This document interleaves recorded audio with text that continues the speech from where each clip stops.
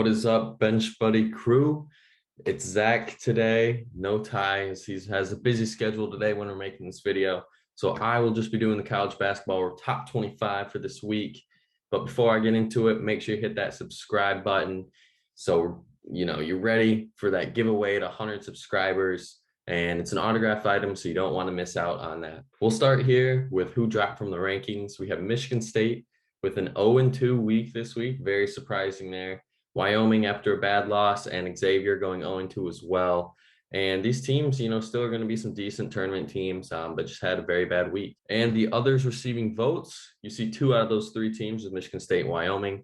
But we have Rutgers on here after winning 4 in a row against AP-ranked opponents, and they lost against Purdue. But if they would have beat that Purdue team, I'm sure they would have been up in our top 25 here. SMU kind of rallying in the American Conference, giving Houston a run for their money for the division or for the conference. Notre Dame and Iowa, 2 teams that are benefiting from having easy schedules as of late and rallying off a few wins. Yes, I know Iowa just lost to Michigan, but a big win at Ohio State puts them up here. Starting at 25, we got the Alabama Crimson Tide. I know they lost at Kentucky by a lot. I know 9 isn't really a lot of points, but they were down by 20, 25 in the second half. It was a very ugly game for Alabama in the second half, but out of all the teams that we've seen be ranked, I think they're the most deserving here at 17-10. They should close out the regular season with 4 wins. I think at LSU is their last game and will be their hardest game. But other than that, I think this team should be 21-10 going into the SEC tournament. 24th, we get the Boise State Broncos. 2 wins last week, probably 2 wins again this week. And, the only thing that worries me about this team is getting everyone involved. As you can see, 355th in the nation in assists per games with barely over 11. And it's not a lot of points generated from that. So it's a lot of solo ball, and I think that's going to hurt them in March Madness, because if your one guy doesn't step up, it's going to be a bad game for you. So they definitely need to work on getting more people involved. 23rd, we got the Ohio State Buckeyes. Good win against Minnesota, bad loss against Iowa. And this week, they're going to really see what they're made of. They have 6 games in 14 days, with 3 this week and 3 next week. And they have a shot of winning the Big Ten, but they pretty much got to run the table here and hope for some losses. But this Buckeyes team with EJ Liddell, I think they are in good standing for March Madness. 22nd, we got the St. Mary Gales. 2 wins against 3rd and 4th best teams in the conference in San Francisco and BYU. Both won those games by 69-64, which was kind of an interesting stat. And I think this is the only team that really can give Gonzaga a run for their money. They play them this weekend at home, and this would be the game that Gonzaga would lose in conference, but if not, also in the tournament as well. But this Gales team is a team that's could make a run in March Madness, as they really have only struggled against Gonzaga and then at the beginning of the season. But since that moment, they've been a really good team. 21st, we got the Texas Longhorns. Tough loss against Texas Tech. Great game, but they just can't beat the Red Raiders. Chris Beard is 0-2 against his former school this year.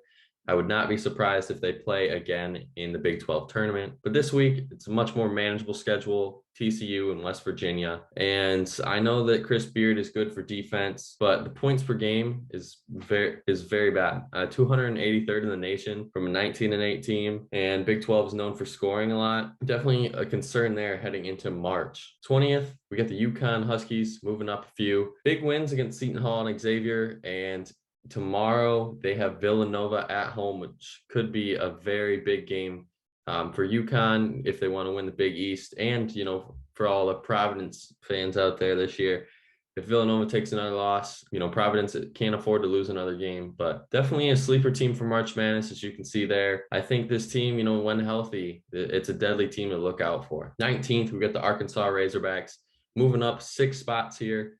Big win at home against Tennessee and at Missouri. This week, you get Florida at their place, which has been a really good team. Obviously, we just saw them beat Auburn at home, and they have Kentucky at home. So it's going to be a tough tale for Arkansas this week. Tough 2 games. They are surging at the right time, and they need a lot to happen to win the SEC, but, you never know. 18th, we got the Illinois Fighting Illini. Big win at Michigan State, and they lost at Rutgers, which is, probably the hottest team in basketball these last 2 weeks.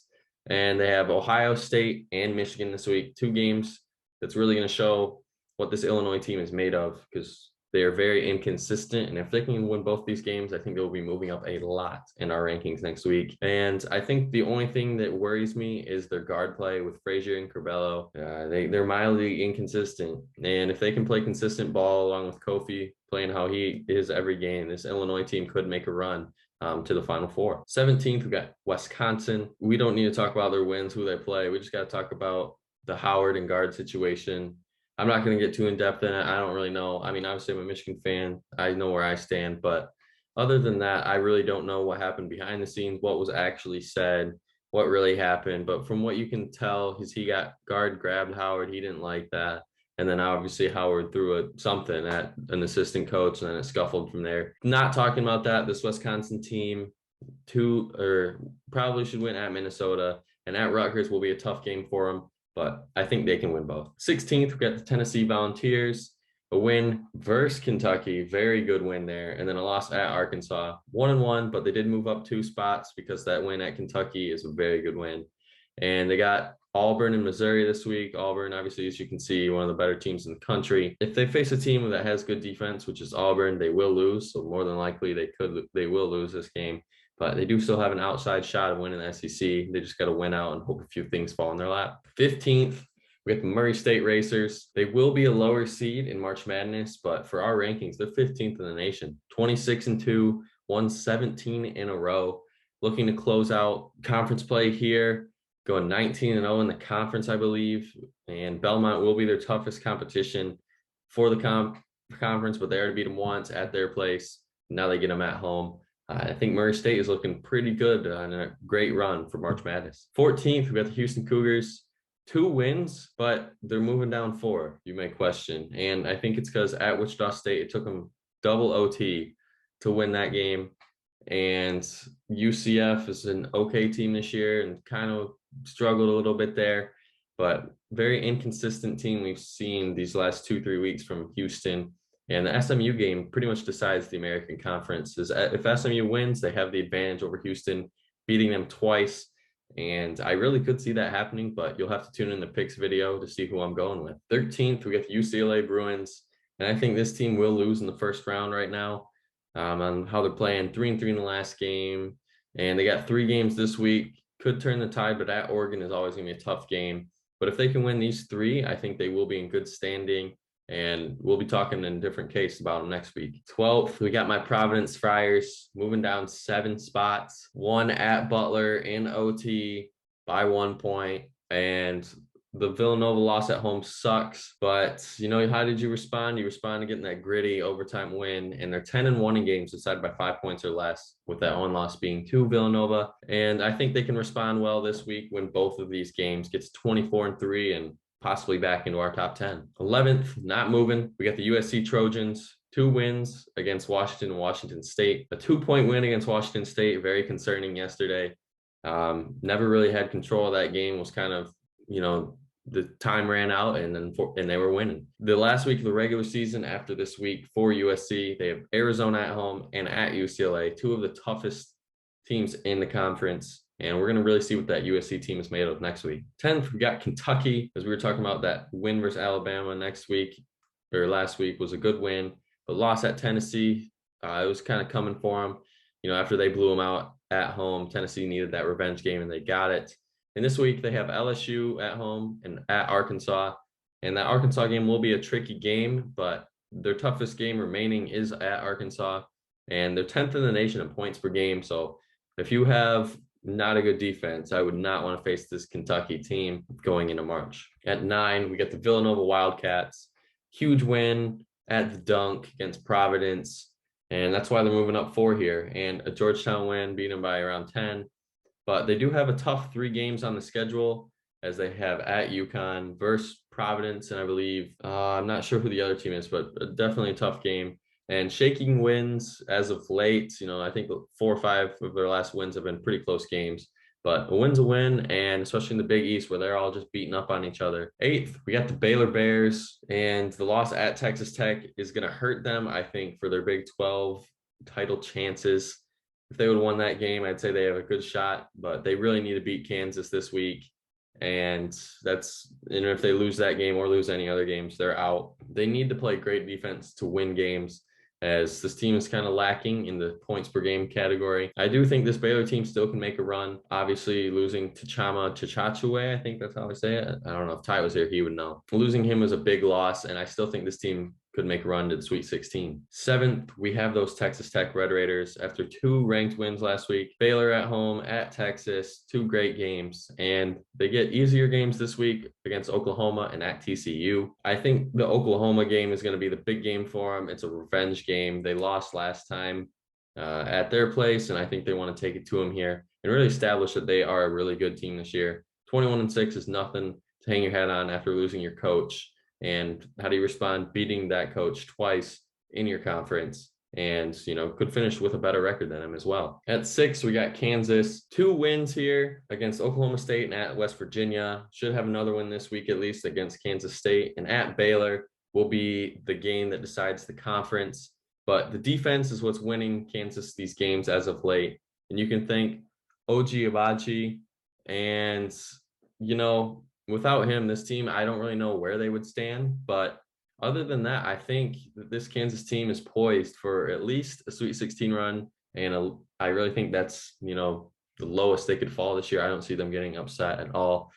Kansas, this might be the year that they could make a run and win it all. At 5, we've got the Duke Blue Devils. Wake Forest win was a trap game, and they won that one. Florida State kind of struggled early, but Duke pulled out. And at Virginia, they lost at home against Virginia, so I'm sure that they're waiting for this game. And at Syracuse, Jim Boeheim's defense, we'll see how that goes. And I really think that they could lose one of these games, but I don't know. You'll have to tune in the picks to see who I'm going with.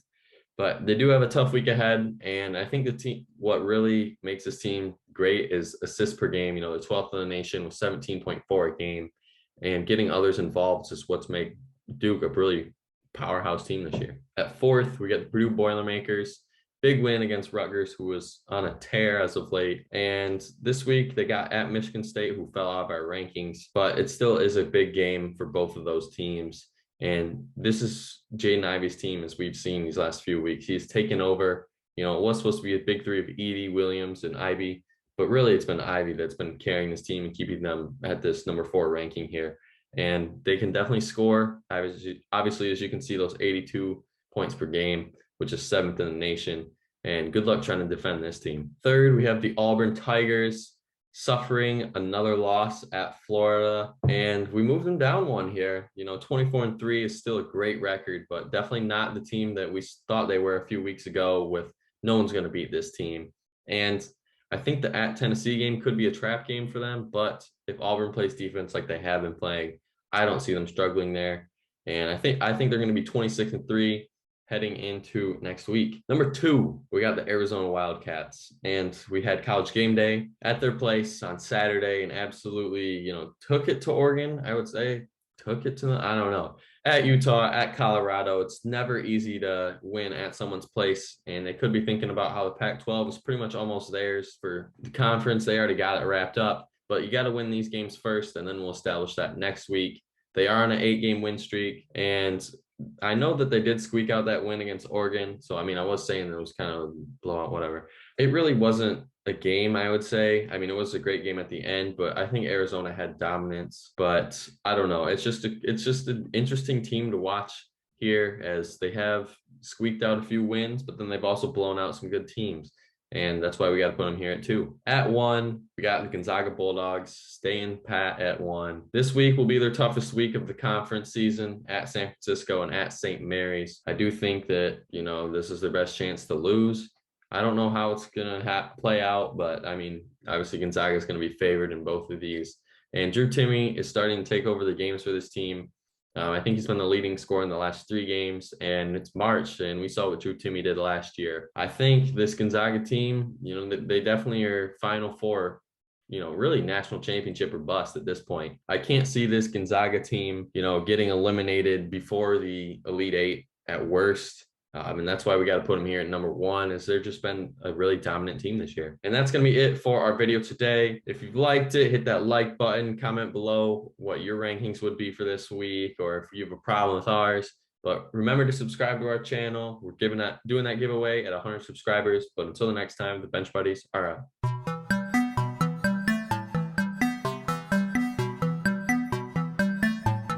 She never called back.